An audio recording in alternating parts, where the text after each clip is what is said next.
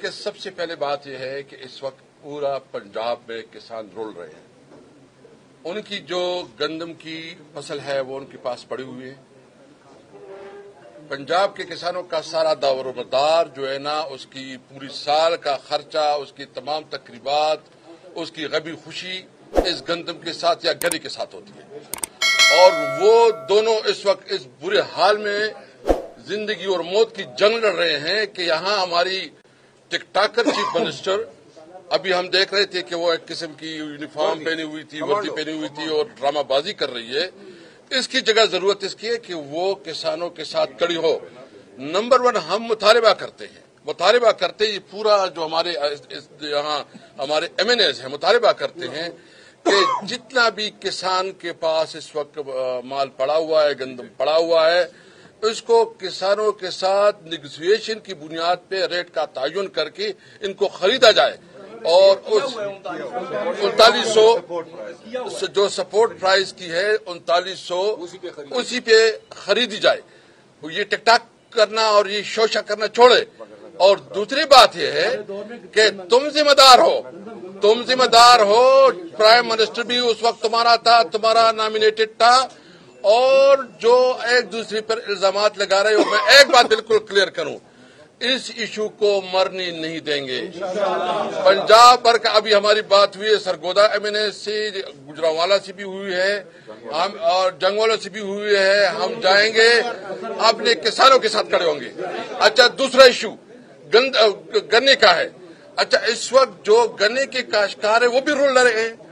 جو شوگر مالکان ہیں، جو کہ PTI کے دور میں کسی کے پاس جو ہے نا یہ جرت نہیں تھی کہ وہ کسی کسان کے پیسے روکے. اس وقت کسان جو ہے نا وہ در بدر ٹوکرے کھا رہے ہیں، ان کے پیسے نہیں مل رہے ہیں. تم شرم کرو، تمہاری اپنی شوگر ملے ہیں اور تم جو ہے نا اپنی مال بنا رہی ہو، عیاشیاں کر رہی ہو، اور کسان جو ہے خودکشیاں کر رہے ہیں. تمہیں شرم آنی چاہیے اس بات پہ. اور مجھے افسوس اس بات پہ ہے کہ آج اس بات کو ہم اٹھانا چاہتے تھے جس طرح اس اجلاس کو پروروگ کیا گیا. ہم کوشش کر رہے ہیں کہ خاص کر کسانوں کے ساتھ جہتی کے لیے ہم جو ہے ریکوزیشن کر رہے ہیں. انشاءاللہ ہم جلد اجلاس بلائیں گے. ہم آپ کو یہ کمٹمنٹ کرتے ہیں کہ اپنی قوم کے ساتھ کھڑے ہیں، اپنی قوم کے ساتھ ڈٹ کے کھڑے ہیں. انشاءاللہ تعالی ان کو مجبور کریں گے کہ یہ کسانوں کی.